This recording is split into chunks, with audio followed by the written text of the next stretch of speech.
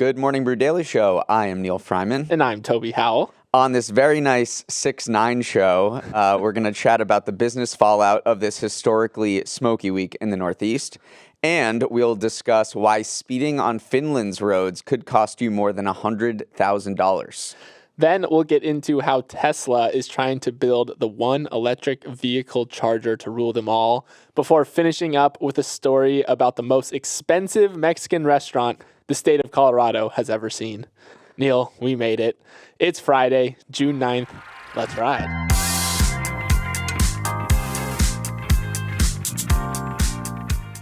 All right, Toby, it's a hat pod. Hat pod. I'm going backwards, you're going forwards. It's Friday. We're feeling very chill. But to start off this morning's episode, we have a request from you, the listener.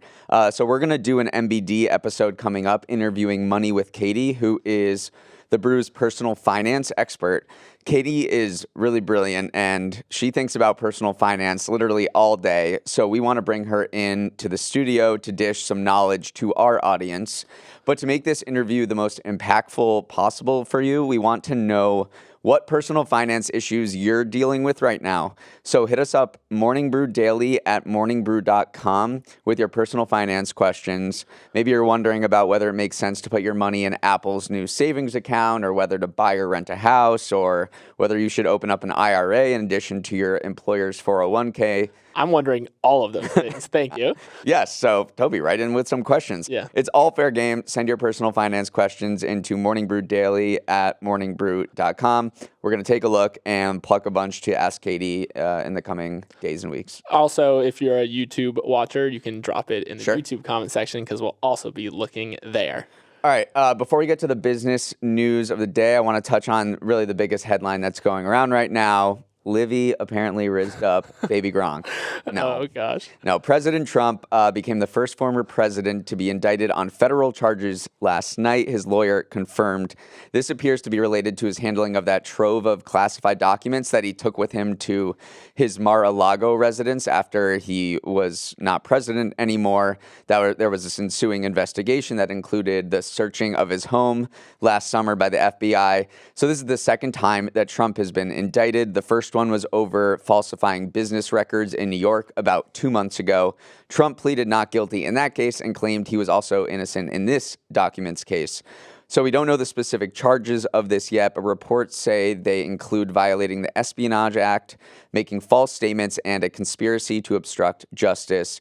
We're going to learn more about the charges and the evidence the DOJ has against him on Tuesday, when Trump will head to court in Miami.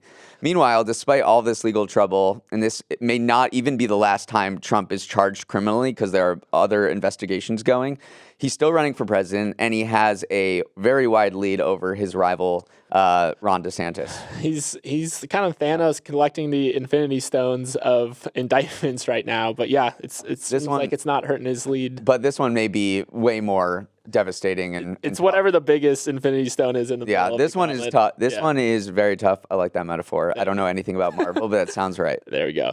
Alrighty, let's get into the business news. Yesterday, GM announced that its future electric vehicles will use the same charging tech that Tesla uses. The goal is to give GM owners more places to charge their cars, as well as move North American auto industry towards a more unified charging standard, instead of the current kind of Apple Android mismatched system we're currently working with. Neal, this is what's known in the business as a win-win. I was going to use, I had written down 1 + 1 = 3. All right. Same thing. That's even better. So the CEO of GM, Mary Barra, said that GM will save up to $400 million of a previously announced $750 million investment to build out its EV charging network. And then Tesla gets to increase its influence even more as the most reliable and widespread provider of EV charging station. Plus, it gets to tap into some of the billions of dollars in federal funds set aside by the government for the build out of a national EV charging network. Neal, GM is the second company after Ford to announce a deal like this with Tesla. Do you think this is a good thing overall for the EV market? I think this is great to have these are the three biggest U.S.-based automakers, and the fact that they're working together on electric vehicle technology will definitely spur adoption, because when you look at the stats about why people don't buy EVs, the number one reason, tied with price, is the lack of available charging. It's like going into, the old LaGuardia airport and looking for an outlet. There just wasn't available charging, and people were not buying EVs because of it. So in a recent JD Power survey, 50% of EV hesitant people said this was the main problem for them. And you can see why. At least even when they find a charger, it doesn't work. So last year, there was a study that showed that at least 1 in 5 charging attempts by drivers failed last year. Just broken chargers.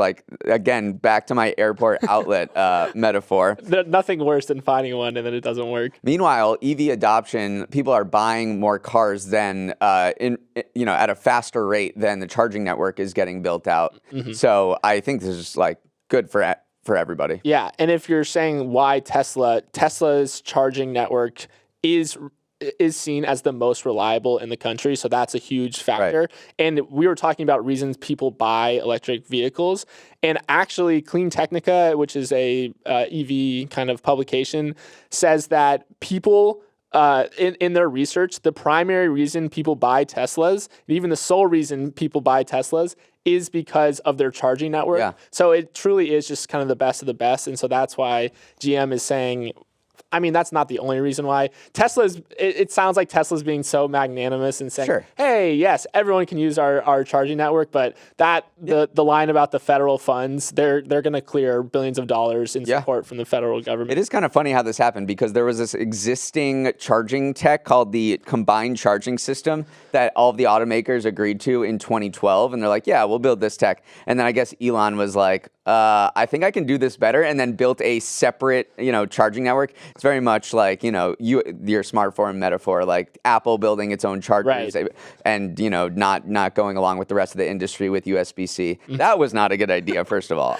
That's not the best metaphor, because USB-C is way better. Typical Pixel. All right, so we'll see how that affects EV charging and adoption, but industry people say that it will definitely get more people to buy EVs, which is great for the environment. Speaking of the environment, in New York City, we all breathed a little easier yesterday, but the plume of smoke from Canadian wildfires drifted south to the mid-Atlantic and blanketed the DMV, Baltimore, and Washington, D.C., and Philly with sometimes record-breakingly poor air quality. I think that's a word. So as we hopefully put this in the rear view, just wanted to review how historic this week was, talk about maybe some of the things we learned from, coughing up a lung over the past few days. So Wednesday was the worst wildfire-related smoke in the U.S. since at least 2006, when records began. It could have been a lot worse, from before, but we weren't keeping track. And because this smoke hit the most populated centers along the I-95 corridor, almost 62 million people were exposed to a high level of smoke pollution. It disrupted the day-to-day economy. More flights were delayed yesterday in Philly, Newark, and LaGuardia. The Nats game was canceled last night, and many schools kind of went to remote learning. So what's your takeaway from all this? Honestly, just how widespread everything was and how many things it affected. We saw the EPA's air quality app was at number 1 in the weather category. First of all, didn't know the EPA had an app, so good on them. And then 2, didn't know the App Store had a weather category, so good for the EPA.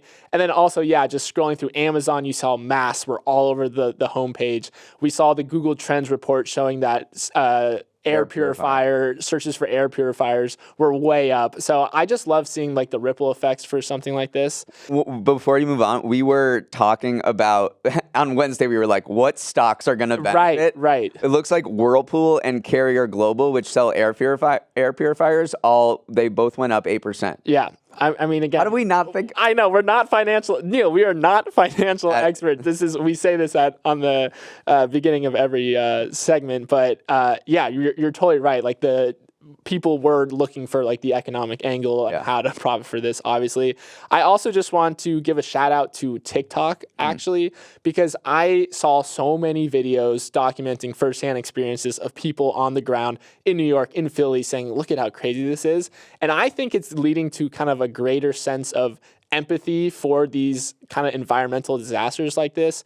Pre-TikTok, we wouldn't have seen just how bad. We would have seen pictures, but none of these videos that were coming out. So I actually think TikTok might be, in this case, a big positive for society, in the sense of, now you know how like your fellow man is living on the other side of the country, whereas before you might not have. Right. I think that was my takeaway. It's like such a wake-up call for those of us on the East Coast. Yeah.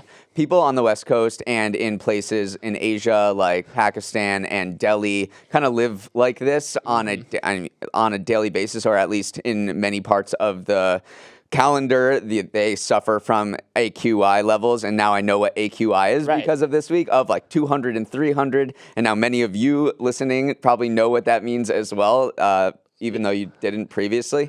So yeah, it just like was a huge education. I think more people on the East Coast are going to keep an air purifier in their home. There were all these DIY methods going around TikTok and social media about how to make a janky air purifier that helps you clear out. But as wildfires get worse, thanks to climate change and just the overall climate heats up, we're going to, like, the East Coast is not going to be spared from these things that previously we felt like we were insulated from. For sure. All right, Neal, we're on to our Friday segment, Stock of the Week, Dog of the Week, where Neal and I take you through one stock that is receiving a gold star from the market and one that has been put in timeout. As always, I mentioned it earlier, we are just humble podcasters, so do remember that none of what you are about to hear is financial advice. We did not grab Whirlpool stock when we should have. Yes. Before we jump into the individual stocks, I want to take a moment to kind of look at the big picture. As of yesterday, the S&P 500 has officially entered into bull market territory. You can woo at home if you want. Woo! Which by definition means that the index is up 20% from its bear market lows. This actually put an end to the longest bear market since the 1940s. So if you're one of those people who hates checking their portfolio if all they see is red, I think it's safe to look now officially.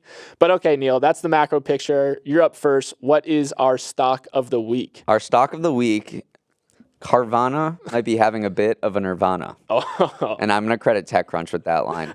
The online car retailer that rode the used car COVID wave to crazy heights, then went bust in even more spectacular fashion, just had its best day ever yesterday with its stock up 56%. And the reason is because it raised its profit guidance for the second quarter, as its cost-cutting initiative seems to be actually working. Meanwhile, it is burying all of the investors who bet against it. So Carvana short sellers have now lost more than $1 billion this year, as Carvana's stock has shot up 423%. It's still down. I should say it's still down 93% from its peak in 2021 when interest rates were super low and everyone was buying used cars. But it looks like the company may have given itself a little breathing room here, and so it has a new lease on life, which is what investors are sort of keying in on this week. Yeah, it seems just like a return a little bit to efficiency for them too. They kept citing that their gross profit per unit was up, which, by the way, some accounting executives are like, wait a second, that's not a real thing, but that's something that they look at. So it did give me 2020 vibes to kind of look back at Carvana, because that was one of the ones that just went parabolic. Yeah. What is up with those elevators? Like, what is that? Those towers? Yeah. I mean, I think it's a brilliant marketing stunt, is like you put them out next to the highway and you see them. The problem people were saying when Carvana was really struggling, they're like, you can't convert this into anything. You have this massive glass display tower, custom built for Carvana. I suggested indoor skydiving places, you know those? So just for people who don't know, Carvana at certain places around the country has these big glass elevator looking like things with cars. Yeah, it's a great, I think it's marketing. You may notice it next time you take a little road trip. For sure. All right. Dog of the week is mine. Neal, our dog of the week is a name that I haven't really thought about since 2021, honestly, kind of like Carvana, and that's GameStop. GameStop shares fell as much as 17% yesterday after the company fired CEO Matthew Furlong and appointed Ryan Cohen as the new executive chairman. If that name sounds familiar, it's because Ryan Cohen, who's the founder of Chewy, was at the center of some of that crazy GameStop rally back in late 2020 and 2021. But now the market has kind of totally soured on his supposed Midas touch. That combined with some disappointing earnings that saw sales in the United States and Canada fall by 16 and 18% respectively, is why GameStop is our dog of the week. So GameStop, it really is. The Ryan Cohen used to come in and like the stock would shoot up 30%. Not anymore. And now people are kind of seeing through kind of the charade a little bit. A little bit. It's also its fifth CEO in 5 years. Yeah. So they churn through CEOs like I churned through an ice cream gallon. Heck yeah. All right, Neal, our next story takes us to 29,000 feet above sea level. Mount Everest is seeing a record number of climbers this year, which has brought along its fair share of high-stakes drama between climbers and the Sherpas who guide them. So the most recent story involves a Chinese man named Fan and his guide who spotted a dying Chinese woman at an altitude where rescues are not often attempted. There's this rule in mountaineering, no rescues above 8,000 meters, and this woman was at 8,450 meters. But the guide reluctantly agreed only after Fan and one of his friends offered him $10,000 to help save the woman. You can probably guess where this is going, but the trio did end up saving the woman. But then after the dust settled, she refused to pay either Fan or the Sherpa the full $10,000. So Fan is especially mad because now he's on the hook for the 10 grand plus what the expedition already cost him, which came out to $56,000. This story has a ton of drama, but it kind of speaks to this new Everest that we are currently living in, where these existential and monetary stakes are just so high because it's so popular to climb Mount Everest these days. The bargaining markets of Mount Everest up 8,000 meters. It's crazy, yeah. Apparently, this story went viral on Chinese social media. It was viewed more than 300 million times on Weibo, which is the Chinese version of Twitter. Just like really hating on this woman for kind of got to compensate. Yeah, you're sticking it to this guy. Your saviors. But yeah, so if we want to talk just about kind of the business of climbing Mount Everest. First of all, Nepal has issued 478 permits to climb Everest this year, which is a record number. Off those permits, Nepal actually doesn't make as much money as you might think. So the government charges around $11,000 per foreign climber. And so in total, they've collected $4.86 million from these permits, which it's not nothing, but it's not an exorbitant amount. This is my favorite detail of kind of some of the charges associated with climbing Everest is that all climbers are required to pay a $4,000 deposit to Nepal's government. And if you bring back 18 pounds of garbage on your way down, then you get that money back. But then if you don't, you lose that money. Because so many people have climbed Everest, there's this massive trash problem on top of Everest. So 18 pounds is what the Nepal government says is the typical trash output of someone who climbs Everest. So it's kind of like, I don't know, it's like whatever we were taught as nature, like leave it as you found it. Leave no trace. Leave no trace. They're trying to incentivize leave no trace up there. But yeah, Everest economics are wild. It's a big business. And meanwhile, there's this Nepali Sherpa, while everyone else is dying, he's just like going up to Everest every week. He submitted Everest earlier this year for the 28th time, which is a record. Oh my God. And twice in a week. The lungs on that guy. This guy is impressive. All right, let's move from Nepal to Finland, where if you are wealthy, I would advise against speeding. So a man was fined around $130,000 last weekend for going 50 miles per hour in a 30 mile per hour zone. $130,000 for going 20 over the speed limit. How is this possible? Because in Finland, which is known for its ultra-progressive tax system, certain penalties are also linked to your income. And the guy who was speeding was this guy named Andres Wickloff, one of Finland's richest people. So he had to write this massive check. And let me explain what the hell is going on, because I'm sure there are many Americans reading this who are ready to revolt on behalf of the rich Finnish people. All the way back in 1921, Finland introduced what's called a day fine system, and it works like this. You take the amount of spending money an offender has for one day divide that by 2, and then there's this multiplier based on the severity of the crime and a few other factors. Finnish authorities say it's just like their tax system, right? Like you pay more in taxes, or you make more, you pay more in taxes.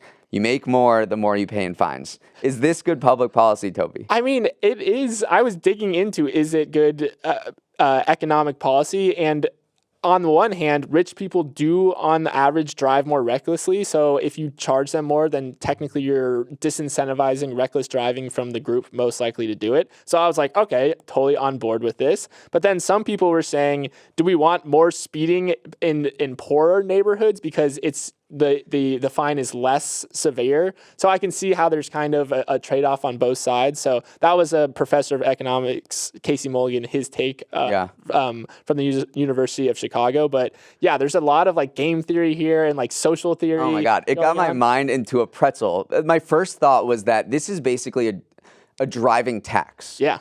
Because for the richest. Yeah, it's just like, call it a driving tax. Say, okay, rich person, anytime you go into your car, you have to pay, you're just going to pay to drive, because that's essentially what this is doing. Yeah. But then on the other hand, if you're using this as a deterrent to prevent speeding, then a $100 fine for this guy is not going to be, it's basically non-existent, right, compared to, the rest of us, where we actually will always be thinking about the $100 fine in the back of your head. So, having a sliding scale kind of makes sense. And this may not be theoretical, actually, because the New York City Council is debating a bill that would have a very similar income sliding scale in terms of like parking tickets and, when you're double parking. So the guy who introduced it was like, why should the guy who's, double parking a Bentley pay the same thing as the guy who's double parking a 98 Toyota? I just can't see that flying in America. They've tried it back in the past, but yeah, we'll see. Tough day for. I do want to hear what people think about this policy, though. If you want to write in and let us know what you think of the sliding scale traffic fine. Absolutely. All right, Neal, our final story of the day involves a restaurant located in a Denver suburb called Casa Bonita. But it's not just any restaurant, Neal. I can't even begin to describe how bizarre this place is. For starters, it's 52,000 square feet and the outside is bright pink, but the inside, oh man, the inside is wild. It has waterfalls, cliff diving, fake gold and silver mines, puppet shows, and even a person in a gorilla costume who sometimes also joins in on the cliff diving. And it serves Mexican food, of all things. So why are we talking about Casa Bonita? Well, the creators of South Park, Trey Parker and Matt Stone, have sunk $40 million into restoring it. Now, there's some rhyme and reason to this. Trey Parker's from Colorado and grew up going to birthdays there, and it left such an impression they actually made an episode of South Park about it. So they have this weird intertwined history with this restaurant. But I just want to back up a little bit to that number I mentioned. $40 million into a Mexican restaurant? Crazy. It's one of the biggest Mexican restaurants in the world. Well, reading into some of the details about what was going on before, it closed during the pandemic in 2022. You mentioned the cliff diving pool. So divers would dive into this pool, and the only way out was through a 30-inch wide tunnel brimming with pipes. So you dove into a pool of water and then went into basically an electrical room. So this must have violated every health code you could ever think of. Yeah, they called it the death room, honestly, when they saw it. So they are renovating this place, trying to stay true to what like the childhood charm that they associated with it. This is like the Rainforest Cafe on steroids. I can't wait to go. Let's get out to Denver. But apparently there's a waiting. You can sign up for the waiting list, and there's already more than 100,000 people on it. Let's get on it. Maybe next year we'll go to Denver and check out Casa Bonita, the South Park restaurant. That is our show for the week. Oh my God, I did not realize we did Fast Week, Slow Week. We'll get it on Monday, maybe. We'll check back in. It was a very slow week for anybody. 4 a.m. For me and Toby. We were awake for 25% more of life, and it just grinds on. All right, remember to write in with your personal finance questions for Katie, Morning Brew Daily at morningbrew.com, and let us know what you think about that Finland speeding ticket thing. A huge shout out to our crew. What a week. Emily Milliron is our editor and producer. Samantha Velez and Raymond Liu are the associate producers. Uchenna Ogu is our technical director. Billy Menino is on audio. Hair and makeup lost all their life savings after blowing a stop sign in Finland. Devin. Emery is our Chief Content Officer. Our show is a production of Morning Brew. Toby, let's go golf. Let's go. Great show. Great week, Neal. I wish you all well. Are you going under 80 today? Absolutely. 75.